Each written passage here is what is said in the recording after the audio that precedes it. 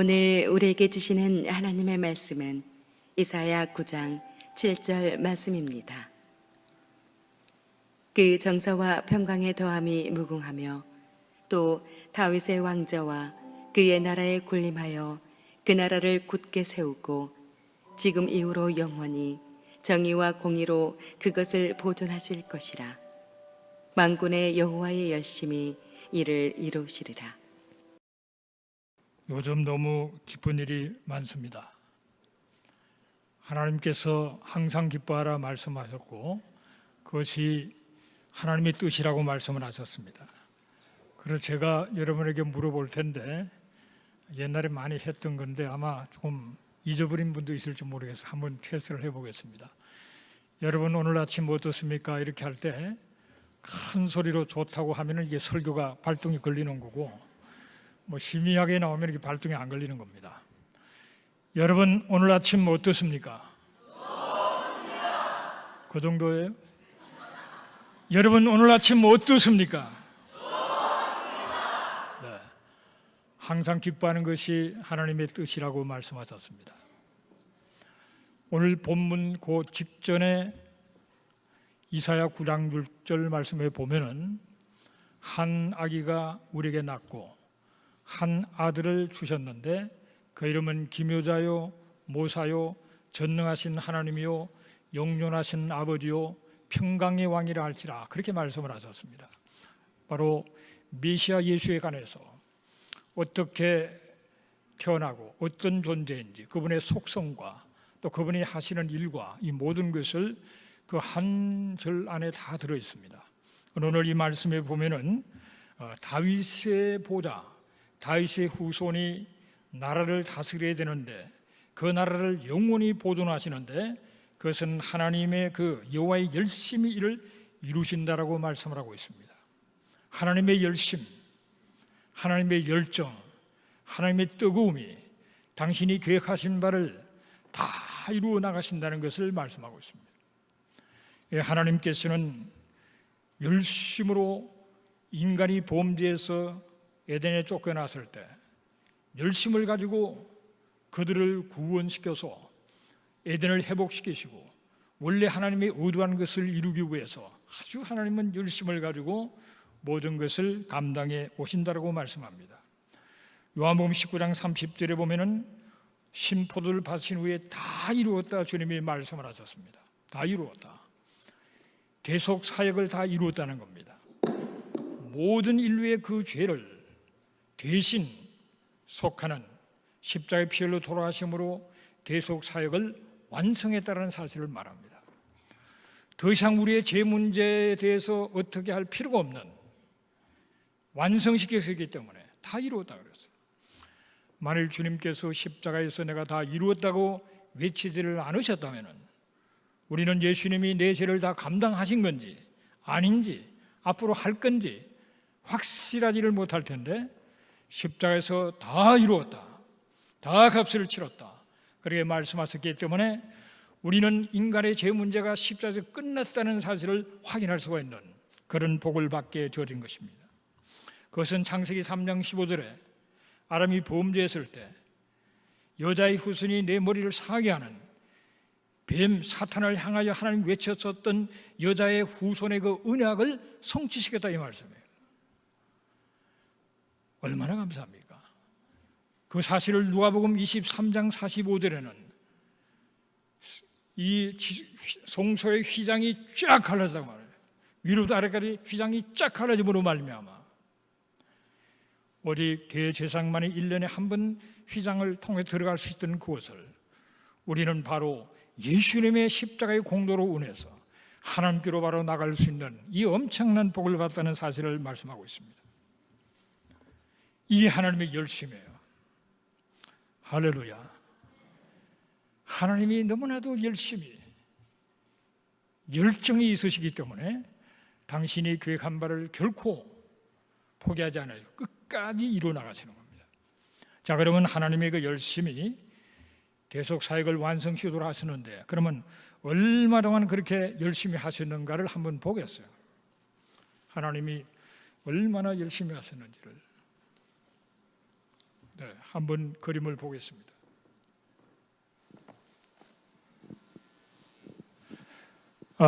우리 하나님께서 에덴 동산 중앙에 생명나무와 선악을 알게 하는 나무가 여기 있었어요.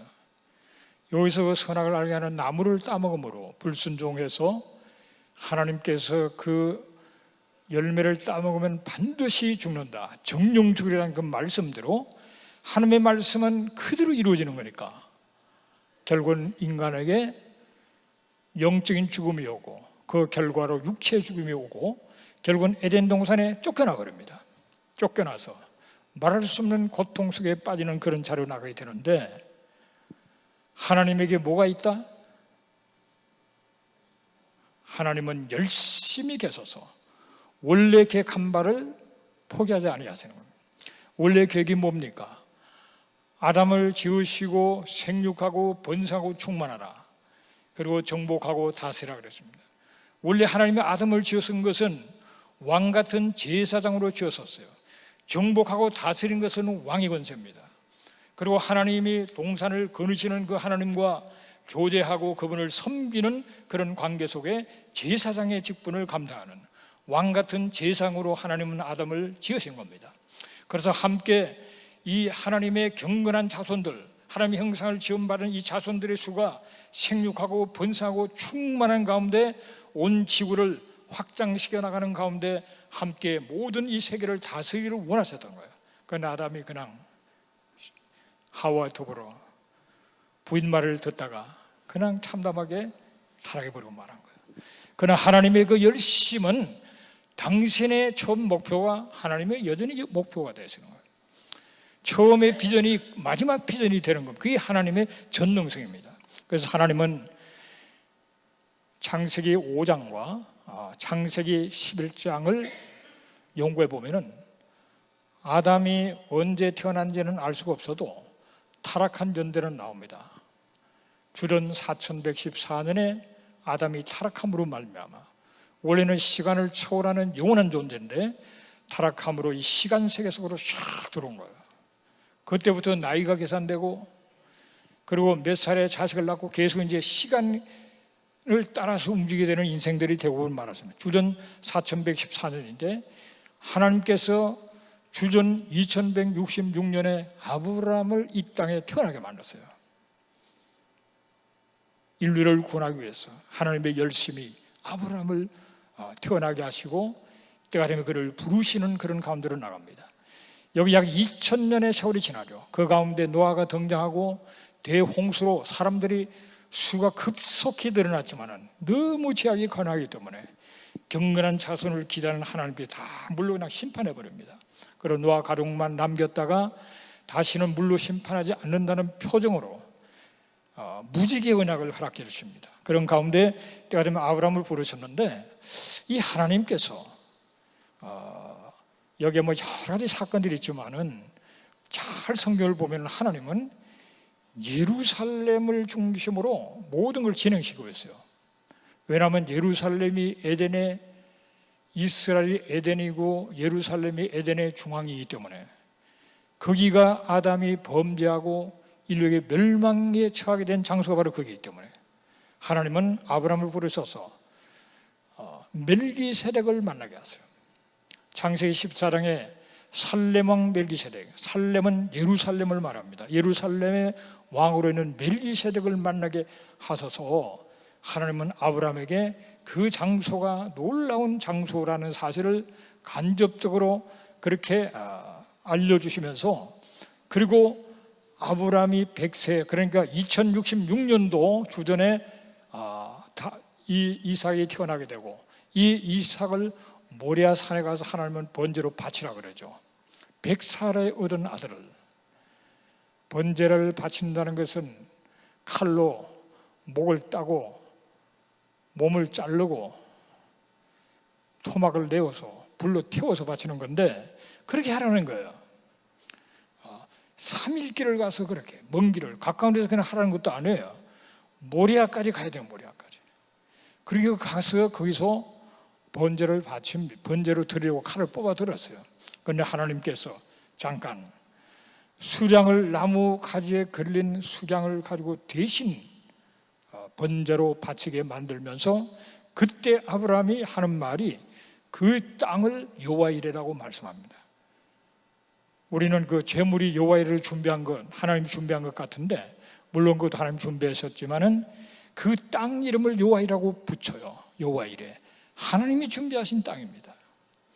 그 땅은 예수가 죽어야 할 땅이고, 그 땅에서 예수는 부활하셔야 되고, 그 땅에 아담이 범죄한 그곳에서 대속의 제물로 돌아가시는 가운데 인류 구원의 역사를 반전시키기 위해서 바로 거기에서 이삭을 번제로 드리게 하고 대신 수량으로 번제를 바치게 한 다음에 그 땅 이름을 여호와 이레, 하나님이 준비하신 땅이다, 그렇게 가르쳐 주신다. 그리고 때가 되면 드디어 하나님께서는 창세기 15장에서 그렇게 말씀을 하십니다. 앞으로 너희 후손들이 남은 나라 땅에 가서 많은 고통을 받고 괴롭힘을 당하다가 400년 만에 나오는데 많은 재물을 얻어서 나올 것이고, 그 후손들이 갈 땅은 애굽 땅에서 유브라데 강까지 그 땅, 쉽게 하면 가나안 땅, 약속의 땅으로 가게 되고, 그거는 지금 열 족속들이 살고 있다, 딱 가르쳐 줬어요. 그때가 이스라엘 백성들이 출애굽을 한 것이 주전 1400년도에 출애굽을 하게 되는데, 1400 그 연도 출애굽을 하기 전에 하나님께서는 약 630년 전에 그 사실을 알려줍니다. 그리고 때가 되면 그들은 1446년도에 모세가 인도하는 가운데 출애굽을 하게 되죠. 그런 그 가운데서 1406년에 가나안 땅으로 이제 40년 광야 생활을 보내고 들어가기 직전에 다시 또 가르쳐 주세요. 예루살렘에 대해서 가르쳐 주십니다. 이 예루살렘, 이는 내 이름을 둘 것이고 여기서 중앙 성소로 내가 예비한 곳이라는 사실을 알려줍니다. 그렇게 알려주는 가운데 여호사가 이스라엘 군대를 입고 완전히 가나안 땅을 다 정복하지만은 그 예루살렘 그 장소는 여부수 사람이 살고 있는데 회복을 못해요. 그는 그냥 섞여서 합니다. 그랬을 때 다윗이 왕이 되고, 다윗이 이 여부수 성읍을 공격해서 아주 참 강력한 그런 탄탄한 그런 성입니다. 산성. 그를 공격해서 시온 산성이라고 부르고 다윗성이라고 부르면서 그 장소를 점령해 버립니다. 그래서 하나님의 뜻에 합한 거예요. 그 장소에서 다윗이 범죄했을 때도 하나님은 아라우나 타락 마당을 사서 거기서 번제를 드리라고 만들어요. 그래서 번제를 할 때 하나님이 그 제사를 가지고 하늘에 불을 내렸던 놀라운 장소, 모리아요 아라우나 그 장소, 여기에 하나님께서 다윗에게 너는 성전을 못 짓는다, 적개를 원해도 너는 안 되고 피를 너무나 흘렸기 때문에 네 아들 솔로몬이 바로 이 장소에 성전을 지어라. 그래서 솔로몬이 주전 966년부터 959년까지 7년간에 걸쳐서 솔로몬 성전을 짓게 됩니다. 이 예루살렘에. 그리고 주전 586년에 바벨론을 통해서 완전히 불타버리고 망해버리는데, 정확하게 70년 뒤에 제2성전을 주전 516년에 제2성전을 건립하게 됩니다. 스룹바벨 성전을 건립했는데 볼품이 없었어요. 솔로몬 성전을 봤던 사람들은 너무 슬퍼했습니다. 볼품이 없어서.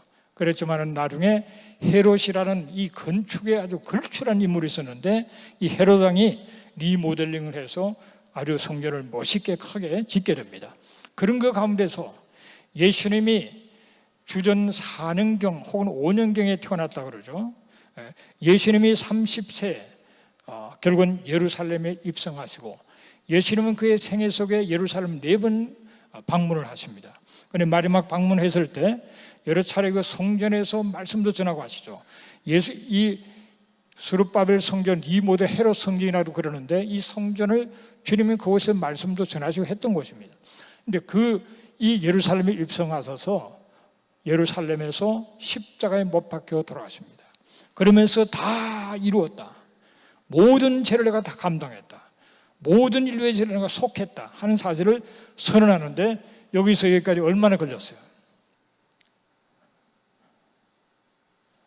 몇 년 걸렸어요? 아담이 타락하고 다 죗값을 치르고 다 이루어질 때까지 약 한 4,000년의 세월이 흘렀습니다. 이 하나님의 열심이, 하나님의 그 열정, 하나님의 그 뚝심은 말할 수 없습니다, 여러분. 그러니까 하나님의 자녀들인 여러분도 열심히 대단할 줄로 믿습니다. 네, 크게 웃은 분이 계세요. 우리가 하나님의 자녀로서 그 영적인 DNA를 받았기 때문에 우리가 성령 충만하면 막 뜨거워요. 열정이 열심히 생겨 정상입니다. 눈에 불이 나와야 돼요. 하나님의 자녀들은 명태처럼 이렇게 눈이 이상하게 희부끄리 하면 안 되는 거예요. 눈에 빛이 나와야 된다. 이 하나님께서 4,000년의 역사를 통해 이루었습니다. 그리고 부활하신 지 죽으신 지 사흘 만에 다시 부활하심으로 그 사실을 확인을 해야 해요. 그뿐만 아니라 다 이루었다고 돌아갔을 때 성전의 휘장이 갈라지고 그걸로 증명했지만은 부활하심으로 말미암아 당신이 하신 모든 말씀과 죽으심이 대속을 감당하신 모든 것이 정확하다는 사실을 확증을 시켜 부활하심으로. 그리고 부활하시고 40일간을 이 땅에 머물시면서 가장 중요한 말씀을 하셨는데 마태복음, 마가복음, 누가복음, 요한복음의 결론입니다. 가서 복음을 전하라는 거죠. 그 명령을 주시고 그러나 너희들이 지금 가면 되지 않는다. 그게 네 힘으로 되는 것이 아니다. 내가 성령을 보여줄 테니 성령의 충만을 그 능력으로 너희들이 가야 된다. 그렇게 말씀하시면서 예루살렘을 떠나지 말고 기다리라 하셨어요. 오순절날 마가의 다락방에 성령이 임하셔서 그때부터 이 성령의 역사 속에 교회가 세워지고 복음이 전 세계를 향해 나가는 그런 자리로 나갈 수가 있었습니다. 그래서 교회가 시작됐고 오늘 이 바로 이 교회 시대, 성령 시대, 은혜 시대를 우리가 살아가고 있는 거예요. 여기까지 우리를 인도하신 하나님께서 성경을 보면 이 내용도 성경에 다 담고 있는데 여기까지 이루신 하나님이 열심히 이 남은 부분도 이루실 줄로 믿습니다. 네. 여기까지는 이루셔도 여기는 모르겠다. 그렇게 하면은 머리가 아주 나쁜 사람이죠. 네. 눈치도 없고 머리도 나쁜 사람이에요. 꽉 막힌 사람이에요. 그런데 성경은 천지는 없어도 내 말은 없어지지 아니한다 그랬습니다. 우리는 성경을 골라 먹어요. 맛있는 건 먹고 이해 안 되는 건 안 먹고. 그런데 하나님은 전능하심으로 성경의 모든 말씀을 반드시 이루시는 하나님이신 줄로 믿으시기를 주 이름으로 축복합니다. 그래서 내가 이해 안 된다고. 저도 이렇게 음식을 누가 주면 굉장히 어머니가 주셨던 거는 그냥 덥석 먹는데 처음 본 음식은 굉장히 조심해요. 그 사람을 못 믿어서가 아니라 조심하거든요. 그런데 성경도 그러면 안 돼요. 성경 말씀은 하나님이 우리에게 다 필요하게 주신 거니까 반드시 그것이 이루어진다고 믿고 보면 이해가 되는데 이해가 된다면 믿으려고 하니까 이해도 안 되고 안 믿어지는 거예요. 그러면 안 되는 겁니다. 성경 말씀은 반드시 이루어진다는 사실을 기억해야 돼요. 제3성전 얘기하면 옛날에 나는 약간 엘러지 증상이 생겼습니다. 제3성전이 왜 필요하냐? 참 무지한 사람들, 그 제3성전 짓겠다고 머리들 가지고 갔다가 테러 공격받고 잡혀가고 왜 바보 같은 그런 짓을 하나 이렇게 생각했어요. 그런데 여러분 그게 바보 같은 게 아닙니다. 이번에 샬롬 예루살렘 교회에 가서 예후다 글릭이라는 이스라엘 국회의원을 만났어요. 그분이 와서 말씀을 전해서 가시문을 다 들었습니다. 저는 따로 또 만났어요. 체격이 얼마나 큰지 사진을 찍어 놓으니까 또 그 사람의 아들 정도밖에 안 돼요. 체격이 엄청 큰 분이에요. 그런데 그 사람이 이 성전 건축을 위해서 성전 건축 운동합니다. 그 사람이. 그래서 2014년에 테러를 당했습니다. 오토바이를 타고 와서 그냥 총을 팍 4방을 쏘았는데 그 자리에서 그냥 쓰러졌죠. 성전 운동가이기 때문에 이 무슬림 총이 총을 쏘았습니다. 척추까지 총을 맞았기 때문에 살아나기 굉장히 어렵다고 그랬는데 유튜브에 쳐보면 그 당시 뉴스가 나옵니다. 2014년도에. 그런데 기적까지 살아났어요. 그리고 건강해졌어요. 살아났는데 어디가 아프고 허리가 어쩌고 이게 아니고 건강해졌어요. 아주 건강해요. 체격이 굉장히 크고 그런 분이에요. 그분은 그렇게 얘기해요. 나는 내가 사는 것이 아니고 내가 바로 이스라엘을 위해서 살았고 내가 이스라엘이다 이렇게 생각합니다. 야, 그 놀라워요. 그 믿음이 대단한 믿음입니다. 예수가 메시아는 아직 모르지만은 그 여호와 하나님을 그렇게 믿고 성전을 목숨 걸고 세워야 한다고 믿는 사람이에요. 그런 사람이 많이 있습니다. 그 사람들 신앙이 잘못되고 생각하면 안 돼요. 성경에는 예수님도 말씀하셨고 네 부분에서 성전이 앞으로 있어야 된다는 사실을 가르쳐주고 있어요. 무슨 우리가 그난으로 하나님이 하신 말씀을 제한하겠습니까? 이해가 안 되면 그냥 입 다물고 있지. 왜 하나님 말씀을 제한하겠냐 말이에요. 반드시 성전을 세워주고요. 성전하고 교회하고 같이 있으면 안 되는 줄로 생각하는, 이상한 줄로 생각하는 사람도 있어요. 여러분, 이상할 거 없습니다. 우리가 성전에 가서 예배 드릴 필요는 없어요. 우리가 성전이고 교회가 성전입니다. 믿는 모임이 바로 성전이에요. 우리의 몸이 성령의 전이에요. 그래서 우리가 성전이라고 얘기할 수 있지만은, 그래서 우리는 그 성전 세 사람도 없어도 우리는 아무 상관이 없어요. 예배 드리려 하는데 아무 상관이 없어요. 그러나 상관이 있는 것은 하나님이 원하시는 거 우리도 원해야 되는 거예요. 하나님이 필요하다는데 우리가 필요 없어요. 우리가 성전인데. 그건 내 생각이에요.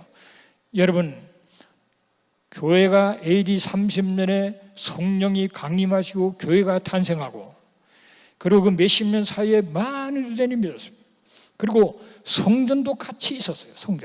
성전에 유대인이 가서 피해 제사를 계속 드렸습니다.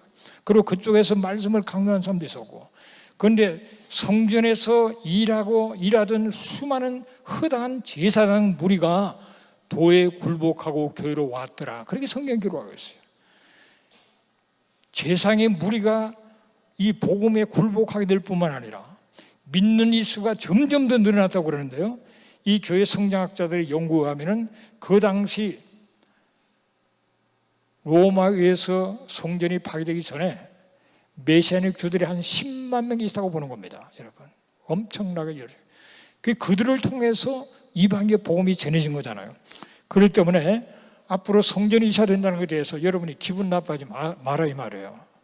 누구는 목숨 걸고 죽더라도 내가 성전을 세워야 된다는데, 누구는 하나님 믿는다 그러면서 기분 나쁘게 말해요. 우리가 성전인데 왜 저래? 그러면 안 된다 말이에요. 아시겠죠? 봐요, 얘 안 하잖아. 믿으시면 아멘 합시다, 여러분.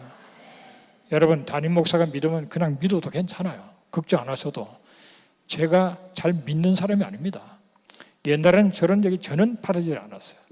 제가 믿을 때는 그런 근거가 있기 때문에 믿는 거고, 제가 책에 다 썼고요. 이 에덴 중앙이 예루살렘 그러면 또 굉장히 기분 나빠하는 사람 많아요. 그래서 제가 책에 다 썼습니다. 지질학자들이 전가하는 거, 고고학자들이 전가하는 거, 그리고 성경적인 근거를 12가지를 찾아내서 썼어요. 여러분, 하나님은 호명하신 겁니다. 바로 그 장소가 하나님의 모든 관심이 있고, 거기서 제사를 드리게 만드시고, 완전한 제사, 아들을 십자가에 못 박아서 희생 제사를 드리게 하시고, 바로 그곳이 세상의 중앙이요, 그것이 에덴의 중앙인 거예요, 여러분. 그래서 바로 그곳에 때가 되면은 새하늘 새 땅 새 예루살렘, 바로 그곳으로 임하는 거예요. 그리고 하늘과 땅이, 하늘인과 땅이 통일된다 그랬는데, 그것을 통해서 통일이 되는 거예요, 여러분. 할렐루야. 그러다 바로 제상선전이 세워질 것이고, 적그리스도가 등장하고, 이 거룩한 곳에서 내가 하나님이다 할 그날이 온다 이 말이에요. 성경에 그렇게 기록되어 있으니까. 그런 가운데서 결국은 주님이 오셔서 모든 악의 세력을 처리하시고 예루살렘을 수도로 하는 천년 왕국을 주님이 직접 다스리는 그 나라가 오게 되는 겁니다. 할렐루야. 예수 잘 믿으면은 그때 함께 왕도로 탄다 그랬습니다. 그때 후회하지 마시고 잘 믿으세요. 왕도로 한다 그랬어요. 천년왕국이 있고, 그리고 새하늘 새 땅, 하늘이 불타고 녹아지고 땅이 불타고 녹아지지만은 없어지는 게 아니고 새로워진다는 거예요. 그래서 하늘도 새로워지고 땅도 새로워지고, 그리고 그 예루살렘도 여전히 있습니다. 새로워진 예루살렘, 그 위에 하늘에서 새 예루살렘이 내려와서 하늘과 땅이 하나가 되는 거예요. 그런데 이런 얘기를 하도 안 들어봤기 때문에, 들으면 지금 머리가 팍 지진이 나는 사람 여기 두 사람이 있어요. 아는 게 너무 많으니까 지진이 나는 거야. 자기 아는 것밖에 모르니까 지진이 난다. 그러나 성경에 다 그렇게 말씀하고 있고 하나님은 너무나도 놀라운 계획을 갖고 계시는 겁니다. 우리가 뭐 예수 믿고 구원받아서 영원한 천국에서 눈물도 없고 죽음도 없고 사망도 없는 곳에 영원히 할렐루야 하고 지낼 것이다, 그 정도가 아니다 말이에요. 영의 세계, 천국 영의 세계에서 영원히 살리라, 구름 타고 두둥실 다니면서 하프를 연주하며 살 것이다, 그게 아니라 말이에요. 그런 차원이 아닙니다. 자연적이면서 초자연적이고 영적이면서 물리적인 놀라운 세계, 원래 하나님이 우리에게 보여준 그 에덴, 그러나 그게 한 걸음 더 나가서 사탄이 분장한 뱀의 유혹까지도 없는, 왜냐하면 사탄이가 그때는 완전히 천정왕국의 무지경에 들어가 있고 새하늘 새 땅 새 예루살렘 멸망 그 전에 이미 유황불못이 들어가 버리기 때문에 사탄의 유혹도 없는 완벽한 하늘과 땅과 그리고 자연적인 세계와 초자연적인 세계와 물리적인 세계와 영적인 세계가 온전히 하나가 되어서 하나님과 함께 그리면서 우리는 여전히 왕 노릇을 하는 만왕의 왕을 섬기면서 다스림의 역할을 감당하면서 예루살렘에 임한 새 예루살렘을 중심으로 온 우주의 본부에서 우리는 온 우주를 다스리는 그날이 온다는 사실을 믿으시기를 주의 이름으로 축복합니다. 이게 하나님의 열심이에요. 우리 하나님은 열심과 열정과 뜨거움을 가지고 인간들이 믿음이 없어서 별 소리를 다해도 여전히 하나님은 전진하시는 겁니다. 그래서 그날이 오게 될 줄로 믿습니다, 여러분. 그래서 우리는 하나님의 그 열심이 반드시 당신이 우리에게 계시한 바로 그 영원한 하나님의 나라, 그 나라를 이루신다는 사실을 믿으시기를 주의 이름으로 축복합니다. 그래서 하나님은 미래에 일어날 것을 딱 바라보고 계시기 때문에 열정을 갖고 계신 겁니다. 비전이라는 것, 열정을 일으키는 미래의 그림입니다. 비전이 확실한 사람은 마음에 열정이 막 들끓어요. 그런 비전이 없는 사람은 어디 하면 좀 편안하게 안정되게 노후 대책을 잘 마련해 갖고 그저 쉬다가 갈까, 인생을 고생 많이 했는데 이제 좀 쉬다가 갈까, 인생을 낭비하지 마세요. 하나님의 비전이 우리의 비전이기 때문에 하나님의 열정을 가졌다면 우리도 열정을 가지는 것이 당연한 거예요. 왜 우리도 그걸 바라보니까 사진이 초점이 안 맞으면 다시 보기도 싫죠. 흐릿한 것이. 그러나 사진이 똑바르게 딱 찍히면 참 보면 좋죠. 우리가 믿음의 눈으로 확실하게 초점을 맞춰서 미래를 딱 보면은 열정이 생겨요. 기쁜 겁니다. 에너지가 생기는 겁니다. 오늘의 이 삶이 의미가 있어요. 오늘을 통해서 우리는 영원한 미래를 바라보기 때문에 오늘이 의미가 있어요. 똑같이 오늘 여러분 비빔밥 먹을 겁니다. 일부 끝나고 먹으면 너무 맛있었어요. 영양식으로. 참 우리 조상들이 참기름을 얼마나 잘 만들었는지. 그것만 들어가면 맛이 그냥. 근데 그거를 똑같이 먹어도 미래의 그림이 분명해서 열정을 가지고 먹는 사람과 인생이 참 힘들다 그러면서 먹는 거 다른 거예요. 무엇을 하든지 우리는 열정을 가지고 할 수 있는 그런 은혜가 있게 되시기를 주의 이름으로 축복합니다. 성령 하나님은 우리가 열심을 품고 주를 섬기도록 그렇게 우리가 역사하세요. 그분이 하나님이시니까 당신의 그 열심을 가지고 우리 속에 들어와 계시기 때문에 성령 충만하면 우리가 열심으로 뭘 하게 된단 말이죠. 그래서 성령 충만하게 되면 벌써 찬양 소리가 달라져요. 뜨거워져 버려요. 하나님을 사랑하는 것이 평소에도 뭐 사랑한다 그러지만은 성령 충만하면 하나님을 뜨겁게 사랑이 되는 거죠. 요즘 전혀 총각의 문제들은 사랑의 열도가 너무 뜨겁지 않기 때문에 아무런 일이 일어나지 않아요. 문제입니다, 문제. 사랑은 뜨거워야 되는, 뜨거운 만큼 사랑은 깊은 거고 강도가 뜨거운 만큼 더 높은 거예요. 그러니까 하나님의 사랑은 최고로 뜨거운 사랑이에요.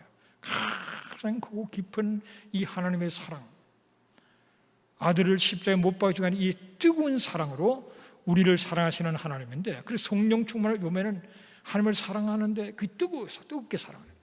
이웃도 뜨겁게 사랑해요. 평소에는 좀 기분 나빴던 사람도 뜨거운 사랑이 흐르면 너무 섣버려. 오히려 더 공유되고, 아유, 저 사람이 저런 거 보니까 옛날에 상처가 많았나 보다, 이렇게 이해가 되는 거야. 근데 왜 저 사람 나한테 기분 나쁘게 할까? 나쁜 모시기.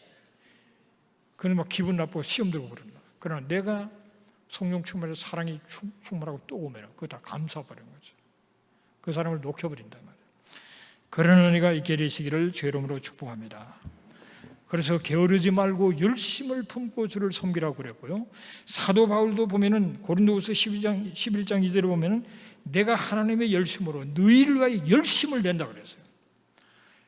성령 충만한 것도 하나님의 열심이 내 속에 불이 되어서 내 주위에 있는 사람들, 그들을 섬기는데 뜨거운 마음으로 섬기는 거고, 예수를 알지 못하는 사람도 뜨거운 마음으로 그들에게 다가가서 삐지고 시험 들고 해도 여전히 뜨거운 가슴으로 그들을 향해 나가는 그런 은혜가 있게 되는 것입니다. 열심으로 선을 향하면 누가 너희를 헤아리오 그랬습니다. 여러분, 열심으로 뜨겁게 신앙생활을 하면은 사단도 가까이 오지를 못합니다. 뜨거워서. 그런데 신앙생활에 뜨거움도 없고 냉랭하고 힘드는 마저 냉담한 사람, 사단이 갖고 놀아요. 내가 뜨거우면 사단도 혹시 가다가 될까 봐 안 오는 겁니다. 뜨거운 신앙생활 하시기를 주의 이름으로 축복합니다. 그래서 성령의 충만함 속에 뜨겁게 사랑도 타오르고 우리의 얼굴도 빛이 나고 우리의 믿음도 더 확고하고 그런 가운데서 신앙생활을 하는 은혜가 있게 되시기를 바랍니다. 여러분, 신앙생활을 열심히 한다는 것은 다른 말로 얘기하면 집중력이 있다는, 집중력. 여기도 조금, 저기도 조금, 여기 이렇게 생각하죠. 그게 아니고 집중력을 가지고 신앙, 열심히 하는 사람, 집중. 그 집중은 뭘 집중하느냐? 오직 하나님을 기쁘시게 하는 일에 집중하는 겁니다. 그것은 다른 말로 하나님의 영광을 위해서 집중력을 가지고 나가는 거죠. 나 하나님 어떻게 기쁘시게 할까? 우리가 위치와 신분과 환경과 모든 것이 다르잖아요. 다르지만 그 위치와 그 신분과 환경 속에서 하나님을 기쁘시게 하는 A 학점도 있고 B 학점도 있고 C 학점도 있는 겁니다. 어느 환경, 처지, 신분, 위치에 따라서 바로 그곳에서 하나님을 기쁘시게 하는 데 있어서 A 플러스를 받게 되시기를 주의 이름으로 축복합니다. 억울함을 당하고 감옥에 갇히고 사회 실패하고 그러는 가운데서 하나님을 기쁘시게 하는 길이 있고, 모든 것이 형통하고 잘 되는데도 하나님으로 하여금 참 하나님께서 기뻐하지 않는 그런 길도 있고 그런 겁니다. 어떤 환경 속은 질문해봐요.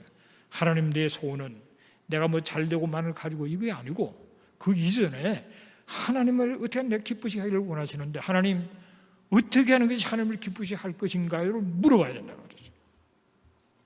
그래서 하나님을 기쁘시게 하는 그 일을 깨닫고 거기에 집중할 때 하나님이 영광 받으실 뿐만 아니라 그 결과는 내게 가장 큰 축복이 된다고 그랬어요. 하나님이 기뻐하시는 것이 내게 가장 큰 축복인 줄로 믿으시기를 주의 이름으로 축원합니다. 하나님이 기뻐하시고 하나님 영광 받으면 그게 내게 거꾸로 내게 축복이 되는 거예요. 우리는 인간적인 기준으로 그걸 잘 모를 수가 있어요. 그저 내 욕심 채우는 게 내게 축복인 줄 알아요. 아닙니다. 하나님을 기쁘시게 하는. 그래서 우리는 어떤 환경 조건 속에서도 하나님 다 아시잖아요. 하나님, 내가 이런 조건 환경인데 어떻게 하는 것이 하나님을 기쁘시게 하는 것일까요?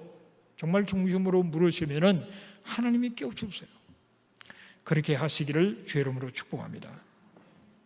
그래서 우리가 일상생활을 하나님을 기쁘시게 하는 자가 되어야 돼요. 다 그만두고 선교사로 나가면 하나님 기뻐하시는 하는데 천만의 말씀이에요. 선교사 나갈 필요도 없는 사람이 나간다는 건 하나님도 귀찮아요. 사명 준 일도 없는데 준 줄 알고 막 설치면 그 골치 아픈 겁니다.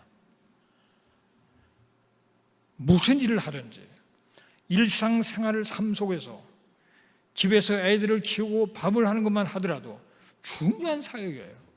어떻게 하면 하나님을 기쁘시게 할까? 정말 열정을 가지고 하나님이 기쁘시게 하도록 내가 설거지도 하고 그릇 깨지 말고 밥도 하고 청소도 하고 아이들 키우고 남을 도와주고 이런 것들이 다 귀한 일이고 하나님이 기뻐하시고 영광 받으시는 일이지, 자시고 뭐고 다 제쳐놓고 그냥 오직 교회 뭐 이런다고 해서 하나님 영광 받는 게 아니다 말이야. 환경 처지가 다 다르니까 나름대로의 환경 속에서 최선을 다하는 것이 바로 우리가 모두가 합력해서 주님이 오실 길을 준비하는 것입니다. 여러분, 우리가 다 그냥 성비에 나가 있으면 주님이 오시는 길이 준비되겠습니까? 나가는 사람이 있는가 하면 기도하는 사람이 있어야 되고 물질로 도우는 사람이 있어야 되고 여러 가지 총체적으로 하나님의 나라가 이루어 나가는 건데, 그 뭘 하느니 그 나름대로 뜨거운 열정과 피를 열심히 하면 그 사람이 만점인 줄로 믿습니다. 여러분, 그래서 우리가 열정을 가지면은 감동을 자꾸 받게 되고요, 열정 가지고 나가면 아이디어가 쏟아지고, 그래서 열정을 가진 사람이 탁월함을 누리게 되는 겁니다. 무슨 일이지 마찬가지예요. 열정 없는 사람은 피곤하고 힘들고 남이 볼 때도 힘든 겁니다. 그러나 열정을 가지고 무엇을 하든지 적극적으로 하면 남이 볼 때 너무 귀한 사람은 어느 곳에서든지 필요한 사람이 되고 그 모임을 살려내는 사람이 되고, 사랑은 살리는 거죠. 사랑은 살리는 거예요. 말로만 사랑하고 사람을 죽이려고 드는 건 사랑이 아닙니다. 사랑은 살리는 거예요. 그래서 공동체에 가서 거기서 헌신함으로써 그 공동체를 살려내는 것이 사랑인 거예요. 그런 은혜가 있게 되시기를 바랍니다. 열정을 가지면 에너지가 넘치고 감동이 오고 환희가 동반되고 살맛이 나는 거예요. 우리는 일상 속에서도 무엇을 하든지 탁월한 자가 되려면 열정이 있어야 됩니다. 열정. 무슨 일을 간단한 건 누구나 할 수 있는 것 같아도 열정으로 하는 사람이 있고 대충 하는 사람이 있어요. 열정을 가지고 무엇을 하는 사람, 그런 은혜가 있게 되시기를 바랍니다. 여러분, 토마스 에디슨은 당시의 발명왕으로 많은 미국의 전 세계적으로 많은 사람이 그 많은 물건을 발명해서 참 공헌을 했지 않습니까? 얼마나 귀한 겁니까? 근데 그분은 천재는 99%는 노력이고 1%는 영감이다, 그런 말을 했죠. 다른 말로 얘기하면 천재의 특징은 열정이 있는 거예요. 열정. 식지 않은 열정. 그 열정이 탁월함을 갖다 주는 겁니다. 그분은 뭘 연구하다가 한 10,000번 정도 실패했다 그래도 10,000번. 그런데 그거를 실패라고 보지 않습니다. 그 사람의 그 열정은 실패가 아니고 효과 없는 방법을 만 개를 발견했다는 거예요. 그러나 열정적 긍정적으로 보는 것은 실패가 아니에요. 그 실패는 더 큰 성공을 위한 과정이다, 이렇게 보면 되는 거예요. 그런 열정이 있기 때문에 많은 것을 발명하게 되는 겁니다. 여러분, 윈스턴 처칠이 2차 세계대전을 승리로 이끌잖아요. 완전히 영국이 죽었다가 살아난 거나 마찬가지죠. 수많은 폭격을 받고 정말 하나님도 살아났는데, 그 승전한 다음에 장군들, 강요들, 나라의 최고의 리더들을 다 불러모았어요. 그러니까 이제 우리가 전쟁에 이 엄청난 수천만 명이 죽는 이 전쟁에 승리했으니까 뭔가 좀 축제를 하나 보자고 왔어요. 그런데 윈스턴 처칠이 그랬답니다.